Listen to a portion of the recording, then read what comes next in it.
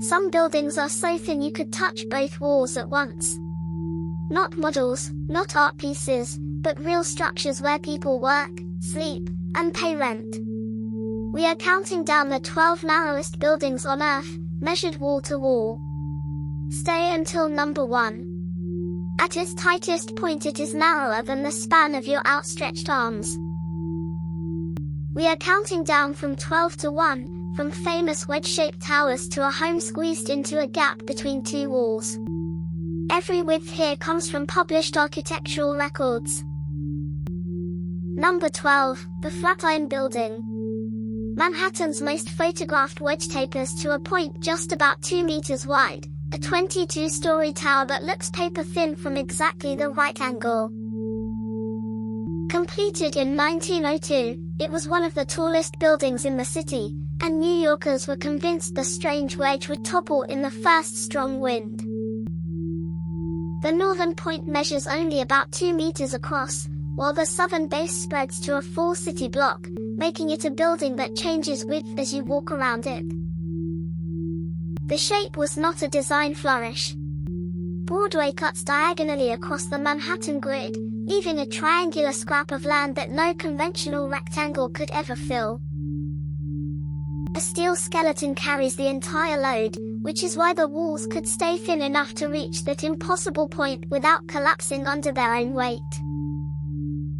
Winds funneling around the sharp corner were once so notorious that men gathered to watch skirts lift, and police reportedly shooed them away from the spot.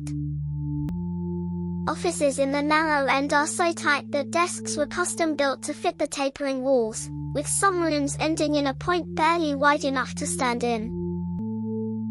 More than a century later it remains the template for every thin building that followed, proof that an awkward scrap of land can become a landmark. Number 11, the Gooderham Building. Toronto's red brick wedge predates New York's Flatiron by a decade, and its narrow end squeezes into a point barely wide enough for a single window. Built in 1892 for a whiskey distilling family, it served as their headquarters when this corner was the commercial heart of the young city. The rounded eastern tip narrows to roughly a single room's width, while the building fans out to 5 full floors of offices behind it. Two streets meeting at a sharp angle left a triangular remnant of land, and rather than waste it the owners simply built to the exact shape of the plot. Unlike later steel-framed wedges, this one carries its weight in load-bearing masonry, which is why its walls thicken noticeably toward the base. A 5-story mural painted on the rear wall creates the illusion of windows peeling away from the brick, and it has become the building's signature. Interior offices in the narrow end are curved rather than square, so furniture has to be arranged along the bend of the outer wall. It is now one of the most photographed buildings in Canada, a small red wedge holding its ground against a skyline of glass towers. Number 10, the Skinny House of Long Beach. Just over 3 meters wide and once certified as the narrowest house in the United States, this slim cottage was built to settle a bet. A builder named Newton Rummans put it up in 1932, reportedly after being told the leftover strip of land was too thin to build anything on. The house measures about 3 meters wide and roughly 15 meters deep, giving it the proportions of a hallway that happens to have 3 floors. The strip was a surveying leftover, a sliver too small for a normal lot and too awkward for the neighbors to buy, so it sat empty until someone got stubborn. To make the interior workable, the staircase runs along one wall as a straight climb, since a normal switchback stair would consume the entire floor. Rooms are stacked vertically rather than spread out, so a resident climbs between kitchen, living room, and bedroom the way you would move through a lighthouse. Furniture has to arrive in pieces and be assembled inside, because nothing wider than the front door will ever make it through the hallway. It has traded hands many times and is still lived in today, a small monument to the idea that no piece of land is truly unbuildable.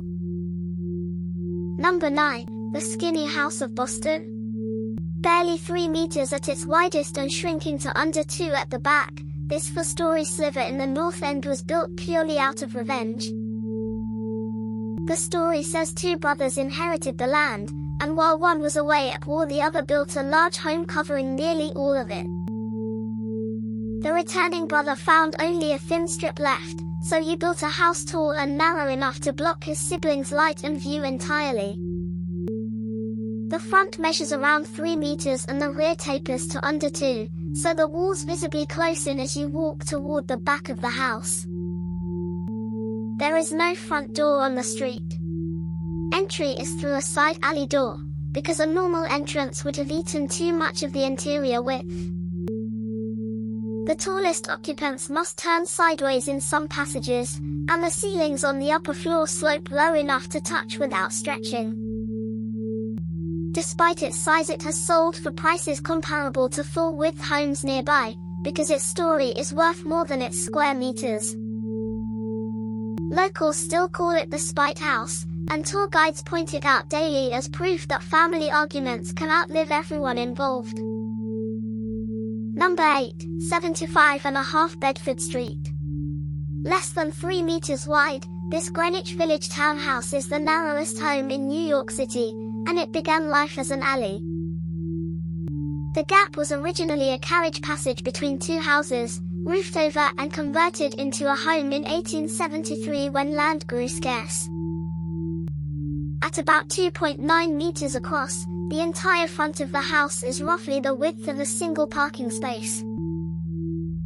The poet Edna St. Vincent Millay lived here in the 1920s, and the address became a small literary landmark because of it. Interior stairs are steep and tight, closer to a ship's companionway than a townhouse staircase, because a gentle rise simply would not fit.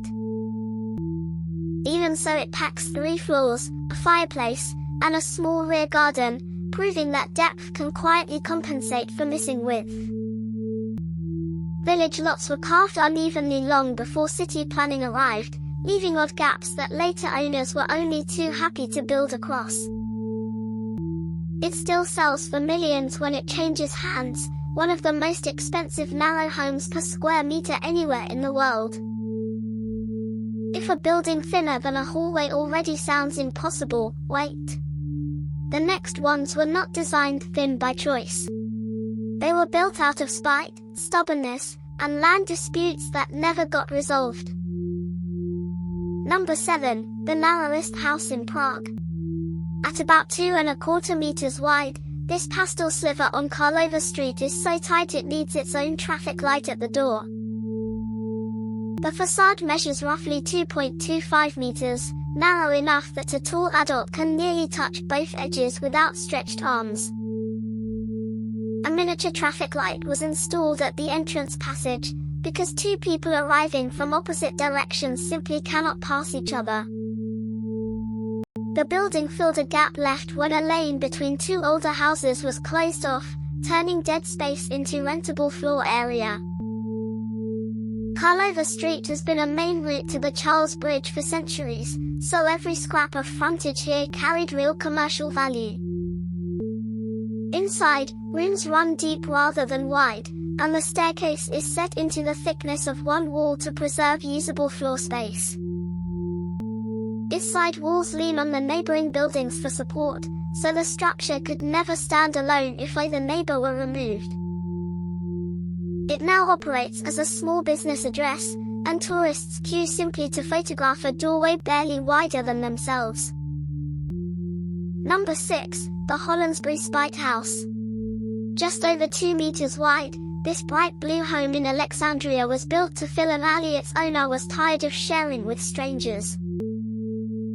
In 1830, a brickmaker named John Hollandsbury grew tired of horse carts and loiterers using the alley beside his home.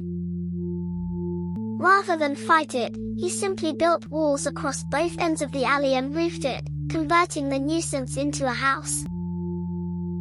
The result is about 2.1 meters wide and roughly 11 meters deep, with a total floor area smaller than many single rooms. The interior side walls still carry gouges from carriage wheels that scraped through the alley long before it became somebody's living room.